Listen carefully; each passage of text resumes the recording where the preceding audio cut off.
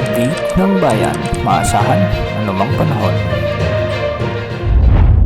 Magandang araw Pilipinas, narito na ang pinakahuling update sa magiging lagay ng ating panahon sa araw na ito at sa mga susunod pang mga araw. Sa kasalukuyan, patuloy na umiiral sa ating bansa ang ridge ng High Pressure Area o HPA na nakakaapekto ngayon sa hilaga at gitnang bahagi ng Luzon. Ang sistemang ito ang nagdadala ng mas malinaw na kalangitan at mas matinding sikat ng araw sa mga nasabing lugar, kaya naman inaasahan ang tuloy-tuloy na mainit at maalinsangang panahon hindi lamang sa Luzon kundi maging sa malaking bahagi ng bansa. Dahil dito mas tumitindi ang nararanasang init lalo na sa tanghali hanggang hapon, kung kailan mataas ang posibilidad ng pagtaas ng heat index na maaaring magdulot ng mga discomfort at panganib sa kalusugan nating mga tao. Samantala sa Metro Manila at sa nalalabing bahagi ng bansa, makakaranas ng bahagyang maulap hanggang sa maulap na papawirin na may mga pansamantalang pag-ulan o thunderstorms. Ang mga pag-ulang ito ay dulot ng mga localized thunderstorms na karaniwang nabubuo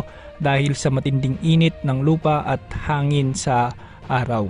Habang umiinit ang kapaligiran, tumataas ang mainit na hangin at nagiging sanhi ito ng pagbuo ng ulap na cumulonimbus na maaring magdala ng malalakas ngunit panandaliang pag-ulan, pagkulog at pagkidlat. Karaniwan itong nagaganap sa hapon hanggang gabi at pagamat hindi tumatagal, maaari itong magdulot ng biglaang pagbabago ng panahon lalo na sa isang lugar. Dahil sa ganitong kondisyon, pinapayuhan ang publiko na maging handa at maging alerto sa mga posibleng epekto ng localized thunderstorms. Kabilang dito ang biglaang pagbuhos ng ulan na maaaring magdulot ng mga biglaang pagbaha lalo na sa mga urban areas at mabababang lugar, pati na rin ang pagguho ng lupa sa mga bulubundukin at landslide prone areas. Bukod dito, ang malalakas na hangin at kidlat na kaakibat ng thunderstorms ay maaari ring magdulot ng pinsala sa mga kabahayan, pananim at linya ng kuryente. Kaya naman mahalagang bantayan ang kalagayan ng panahon lalo na kung may nakikitang pagdidilim ng kalangitan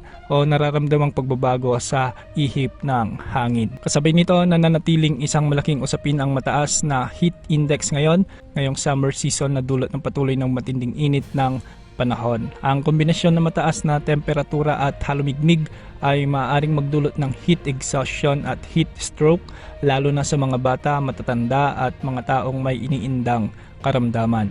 Pinapayo ng lahat na uminom ng maraming tubig, magsuot ng preskong damit, umiwas sa direktang sikat ng araw lalo na sa pagitan ng alas 10 ng umaga hanggang alas 4 ng hapon, at kung maaari, manatili sa loob ng bahay o sa malamig na lugar upang maiwasan ang masamang epekto ng init ng panahon. Samantala, ayon sa pinakahuling monitoring ng Pag-asa, wala pang namamonitor na low pressure area o bagyo sa loob ng ating area of responsibility hanggang sa susunod na 3 araw. Ibig sabihin nito na nanatiling mababa ang tsansa ng agarang pagbuo ng bagyo sa malapit na panahon, kaya wala pang inaasang direktang epekto ng tropical storm o tropical cyclone sa bansa sa mga susunod na araw.